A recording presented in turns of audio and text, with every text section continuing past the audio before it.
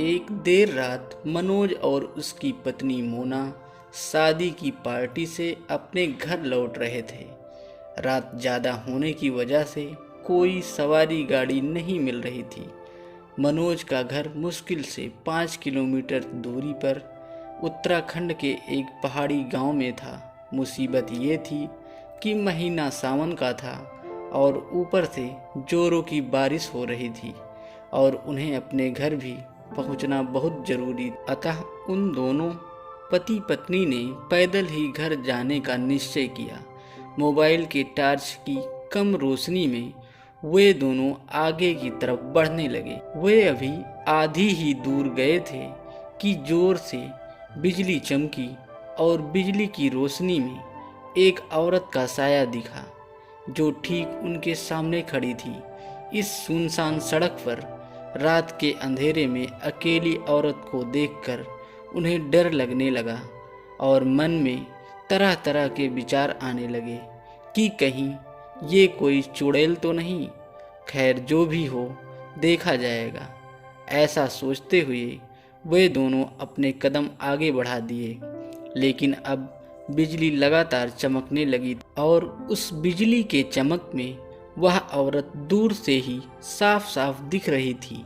वो औरत उन्हें रुकने का इशारा कर रही थी। उसे देखकर मनोज की पत्नी की हालत खराब हो रही थी, लेकिन अब मनोज को लगने लगा कि ये औरत शायद कोई मुसीबत में है। मनोज जब रुके तो वो औरत उनसे हाथ जोड़ते हुए बोली, भाई साहब प्लीज़ मेरी मदद कीजिए। तेज़ बारिश और पहाड़ी ढलान होने की वजह से मेरी गाड़ी का एक्सीडेंट हो गया है। मेरी गाड़ी इस पहाड़ी ढलान से नीचे गिर गई है। गाड़ी में मेरी 1 साल की मासूम बच्ची है। प्लीज़ आप दोनों उसे बचा लीजिए।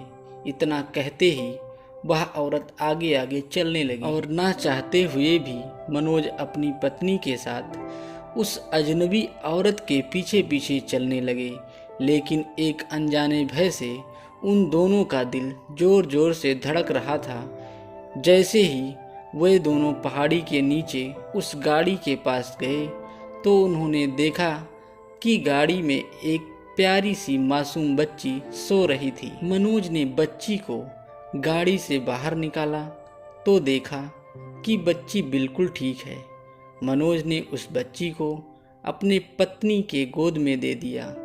फिर मनोज को लगा कि ड्राइवर वाली सीट पर भी कोई है। जब वो आगे जाकर देखे तो उनके होश उड़ गए, क्योंकि ड्राइवर वाली सीट पर वही औरत खून से लथपथ होकर मरी पड़ी थी। मनोज को अब सब कुछ समझ में आ गया था। वे दोनों पति पत्नी बच्ची को अपने गोद में लेकर अपने घर की तरफ आगे बढ़ गए। रास्ते में उनकी पत्नी ने मनोज से पूछा, वो औरत कौन थी? फिर वो औरत दिखाई क्यों नहीं दी? कहीं वो कोई चुड़ैल तो नहीं? मनोज बोले, वो एक माँ थी, मर कर भी अपने बच्चों के लिए तड़पती है जो, वही एक माँ थी वो। मनोज की यह कहानी सुनकर मेरी आंखों से आंसू निकल गए हैं।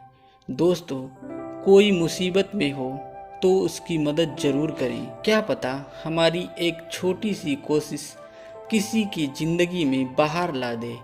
ये छोटी सी कहानी हर एक माँ की ममता को समर्पित है। दोस्तों, आपको हमारी कहानी अच्छी लगे तो लाइक करें, शेयर करें और ऐसी ही नई कहानी सुनने के लिए चैनल को सब्सक्राइब जरूर करें। धन्यवाद।